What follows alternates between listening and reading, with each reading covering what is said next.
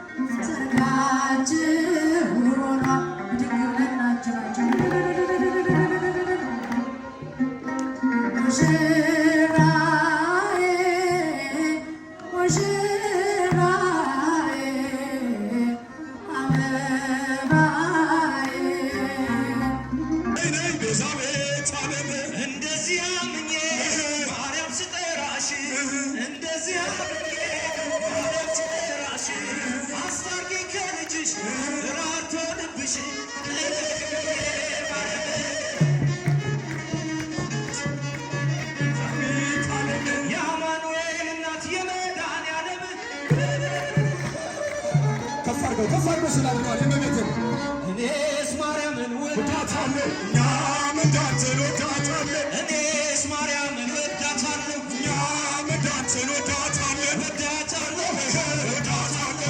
አማላጄ እላታለሁ በመስቀል ስር ስጦታዬ እላታለሁ እኔስ ማርያምን ወዳታለሁ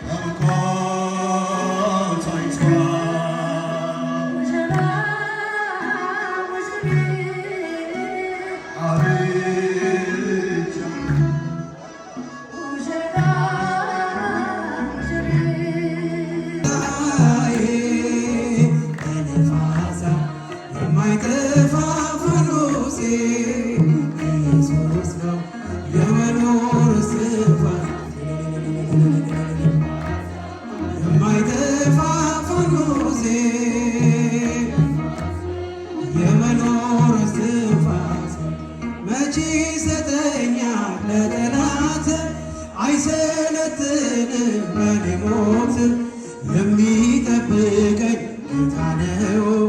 የትኛው ጠላት በቤቴ መቃል ላይ ደም ይታያል።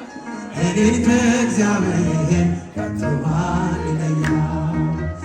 እኔ ቢጠቁርም ሰማይ እኔ ቢጠልቅም ፀሐይ ከነፋሳት የማይጠፋ ፋኖሴ የመኖር እስትንፋሴ። ሰባችሁ ኢትዮጵያውያን ኦርቶዶክሳውያን ወገኖቼ እንደምን አረፈዳችሁ?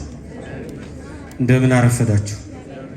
የቸርነት ባለቤት እግዚአብሔር አምላክ ዛሬም ዘውትርም የተመሰገነ ይሁን። ጋብቻ ቅዱስ ነው። ይሄ ቅዱስ የሆነው ጋብቻ ማህበራዊ ስምምነት ወይም ደግሞ ሕጋዊ ስምምነት አይደለም። ዓለሙ እንደዛ ስለሚለው ማለት ነው። ይሄ ህይወት፣ ይሄ አኗኗር ሰማያዊ ተቋምን፣ ሰማያዊ ህይወትን የመመስረት የመገንባት ነው። ይሄ ሰማያዊ ተቋም ደግሞ ቅዱስ ነው። ሲዘረዘርም ልዩ፣ ክቡር፣ ንጹህ ነው። ይህን ሐዋርያው ቅዱስ ጳውሎስ በዕብራውያን መልእክቱ ምዕራፍ 13 ቁጥር 4 ላይ ጋብቻ በሁሉ ዘንድ ክቡር ነው፣ መኝታውም ንጹህ ነው። ይህን ደግሞ ሰለስቱ ምዕት